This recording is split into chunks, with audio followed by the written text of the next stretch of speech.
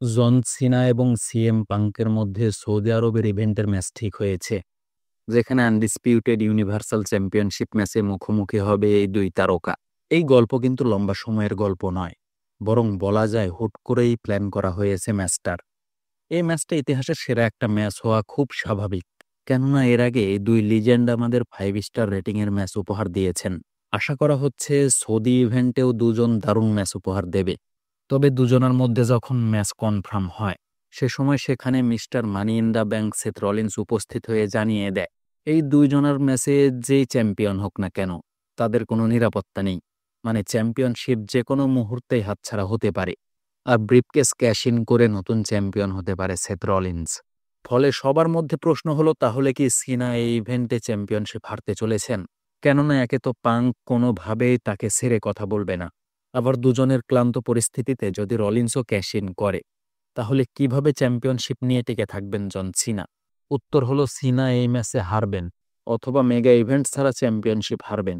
এরকম কোনো প্ল্যান কোম্পানির আপাতত নেই, বরং সিনাকে আরও কিছু সময় চ্যাম্পিয়ন রাখা হবে। বিশেষ করে কোম্পানি যে ফেসকে প্রমোট করতে চাইছে, সেই ফেসকে প্রমোট করার লক্ষ্যে সিনাকে চ্যাম্পিয়ন রাখা হবে। এখন কথা হলো, এই ম্যাচে সিনার সঙ্গে কি ঘটতে যাচ্ছে, অথবা সিনা পাঙ্কের ম্যাচে কি ঘটতে যাচ্ছে। এই ম্যাচটা খুব ভালো হবে, এটা সবারই প্রত্যাশা।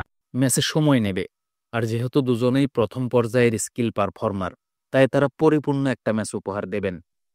ম্যাচ চলার এক পর্যায়ে কারো মতে দুজনেই যখন ম্যাচের ফলাফলের কাছে পৌঁছে যাবেন, অথবা সিনা যখন জিতে চ্যাম্পিয়নশিপ ফেরত নেবেন, তখন সেখানে আগমন করবে সেথ রলিন্স এবং তার সঙ্গের দুইজন, মানে দুই হেভিওয়েট তারকা।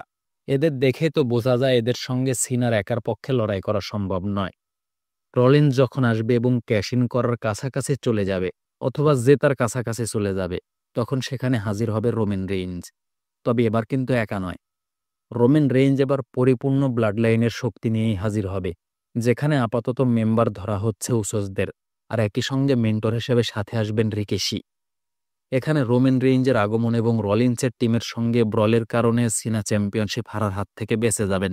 তবে এটা নয় যে জন সিনাকে হারের হাত থেকে বাঁচাতে অথবা সিনার ভালোবাসায় তারা রলিন্সের সঙ্গে দ্বন্দ্বে লিপ্ত হবে, বরং তারা রলিন্সের সঙ্গে পূর্বের শত্রুতা এবং পল হেইম্যানের বিশ্বাসঘাতকতার প্রতিশোধ নিতেই হাজির হবে।